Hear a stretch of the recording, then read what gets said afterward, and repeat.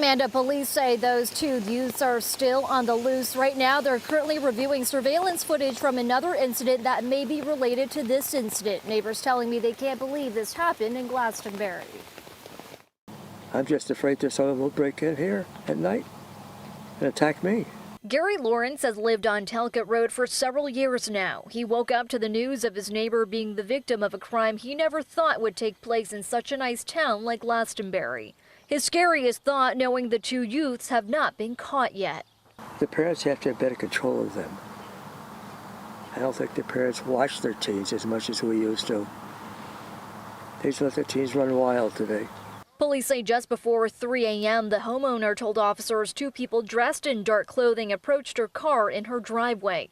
She says when she opened her front door to yell out at them, one of the suspects fired shots in her direction, luckily not striking her, but her house instead. Police added the two suspects took off in a dark-colored sedan driven by a third person. We have investigators out in that neighborhood now knocking on doors trying to obtain any home surveillance video people might have or identify any witnesses who might have seen this vehicle and suspects so we can get a better description. Residents in Glastonbury are part of the conversation that is being had in other towns where they have also been the target of juvenile crimes. There's no consequences for these juveniles.